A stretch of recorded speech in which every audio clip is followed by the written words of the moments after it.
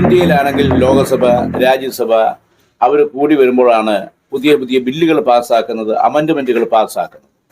അപ്പം അത് പാസ്സായി കഴിഞ്ഞാൽ ഇന്ത്യ രാജ്യത്തിലെ എല്ലാ സംസ്ഥാനങ്ങൾക്കും അത് ബാധകമാണ്. ഇന്ത്യയിലെ ജനങ്ങളെ എല്ലാവരും അത് ബാധിക്കുന്നതാണ്. അതനുസരിച്ച് ജീവിക്കാൻ പറ്റത്തുള്ളൂ എന്നുള്ളത് ഏറ്റവും പ്രധാനപ്പെട്ട കാര്യമാണ്. നമുക്ക് മറക്കാൻ പറ്റിയ ഇതിപ്പോ ഞങ്ങളുടെ ജോലിയാണ്. അതിപ്പോ മുഖ്യമന്ത്രി അല്ല, പ്രധാനമന്ത്രി അല്ല, മരിച്ചുപോയ ഗാന്ധിജി എണീറ്റു എന്ന് പറഞ്ഞാൽ പോലും വിതച്ച മുളയ്ക്കുന്നിടത്തോളം കാലം ഞങ്ങൾ കൃഷി ചെയ്യുകയും ചെയ്യും, വാങ്ങാൻ ആളിടത്തോളം കാലം വിൽക്കുകയും ചെയ്യും. ഇതിപ്പോ ദൈവത്തിന് എതിരായിട്ടൊന്നുമല്ലോ ചെയ്യുന്നേ, അത് മാത്രമേ ഞാൻ ഇപ്പൊ നോക്കുന്നുള്ളൂ.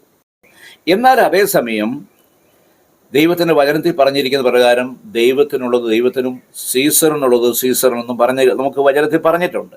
എന്ന് പറഞ്ഞാൽ അതിൻ്റെ ഒരു ടൊട്ടാലിറ്റേറിയൻ ഔട്ട്ലുക്ക് എന്ന് പറഞ്ഞാൽ ദൈവികമായ കൽപ്പനകളെയും ചട്ടങ്ങളെയും വിധികളെയും ന്യായങ്ങളെയും പ്രമാണങ്ങളെയും അനുസരിച്ച് ജീവിക്കുകയും അതോടൊപ്പം തന്നെ ഇന്ത്യൻ പൗരനാണെങ്കിൽ, ഇന്ത്യൻ സിറ്റിസൺ ആണെങ്കിൽ ഈ ഇന്ത്യ രാജ്യത്ത് ജീവിക്കുന്നതിന് ആവശ്യമായ നിയമങ്ങൾ പാലിച്ചേ പറ്റത്തുള്ളൂ.